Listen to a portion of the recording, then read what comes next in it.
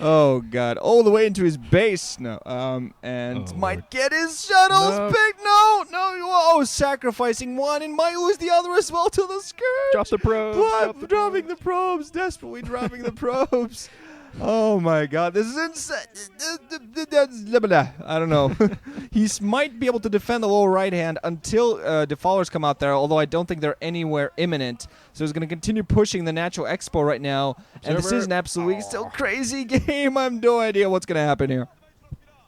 Yeah, the observer count is what's really hurting Cal here. He could realistically, he should have been able to push into the main by now, but EffOrt keeps sniping these observers as he's taking out all the buildings inside the main from Cal, so Cal's production is halted. EffOrt can still produce. I'm not sure if he rebuilt his Hydralist in or not. I assume he has, to be able to get out some troops up there, but this is kind of, this game is almost reset. But still, Cali has a lot of cannons at that 5 o'clock base that was scouted by EffOrt. EffOrt knows that's down there now.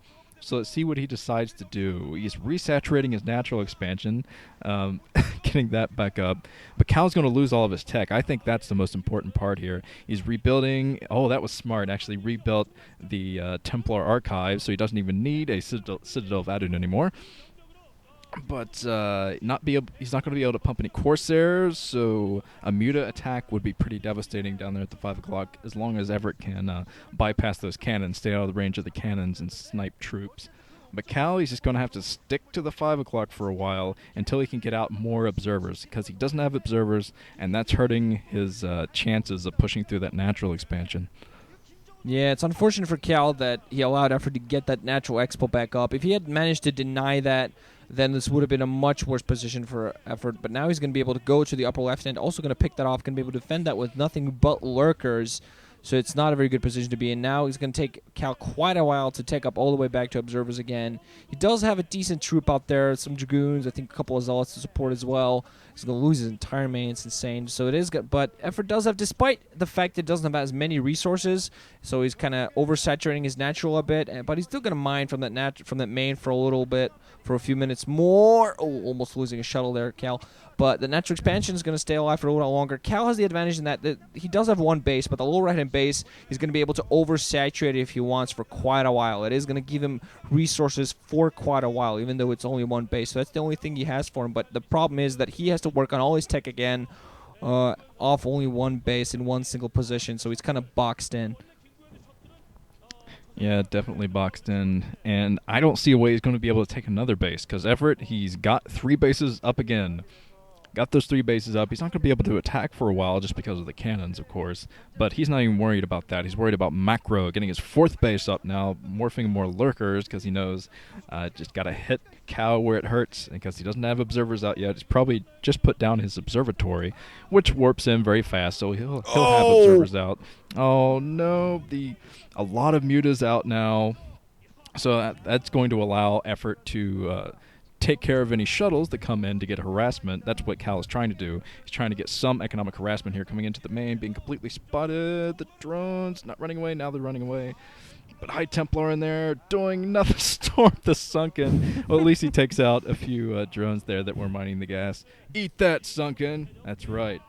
So Cal sweating it. He knows he's in a pretty horrible, terrible, horrible position. But now he has his observatory. He's going to be able to get observers out.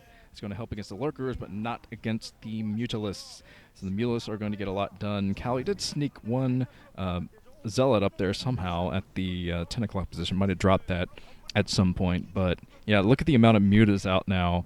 And now EffOrt, he does have 3 gas again, so he's going to be able to support these mutas no problem. But the question is, when is he going to attack? Yeah, I still feel that Cal should not have branched off and go for the 6 o'clock position. Yes, I understand the meaning, is he another observer there? Critical play there for EffOrt. But I understand picking up that base because it was the higher mining base, but he would have been able to take the main, and if he had still managed to pick off the entire left side, even if the positions were kind of the same, EffOrt would not have been able to be on 2 bases, been able to hold his natural. He would have not been able to as easily expand across the left side of the map. Cal would have had him boxed in, and he would have been in a slightly stronger position now. He would have been able to just win with going for some ground armies. Now he's losing all the Zealots he has on the ground. He has some Dragoons there, but you don't want to be in Dragoons fighting, and he might get his ultimate. Oh, Storm completely missing. Beautiful dodge. Just banked left way before the Storm even hit. So now he's even engaging Lurkers coming in and helping engage these. Oh, man. These Dragoons is going to be forced back. Just we're going to try to engage these Mutas, but way too many Mutas. And those Lurkers on the ground also being irritating.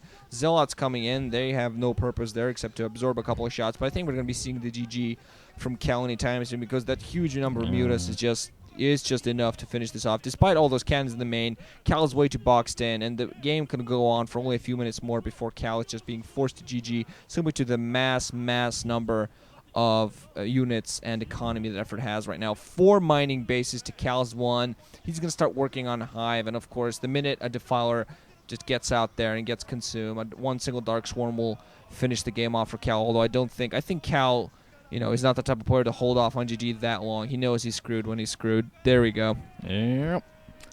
That's it. So we're going to have the Alien versus the Terminator. Man, that's a movie for you. I think that looks familiar. I think EffOrt made that exact face when he won the 13th game of that tiebreaker in Group D. So EffOrt has definitely been through a trial of fire in this OSL. I have to say I was very, very impressed by his play against Cal today. So who knows? Just shrugging right now. Could he take down Flash? I mean, he might have a better chance of doing it than Cal did just because of how well Flash has been playing against Protoss. I have to admit, I wanted Cal to win, but looking at his chances against Flash, I still didn't think he would be able to win that matchup. Now, I don't know. I think it's a little bit more up in the air. Yeah, I find it's kind of funky how everybody was predicting this would happen a year ago. Everybody was saying, oh, EffOrt's going to win this, EffOrt's going to win that, EffOrt's going to win this, he's going to crush everybody everywhere, he's going to next best thing. But instead, it took him a year longer. It took him a year to get his confidence, get his experience up, and going out there and hugging all the fans. So I find it very interesting that we're going to actually have 2 OSL seasons in a row where we have Flash against one of the Entis men in the finals. So I find it very interesting. Yeah. Can you do what Movie didn't? Movie is on CJ Entis, but I'm sure that EffOrt and all the other Entis guys tried to help him in that matchup. And I saw EffOrt in the audience watching those games. He must have been thinking to himself, I want to be up there too.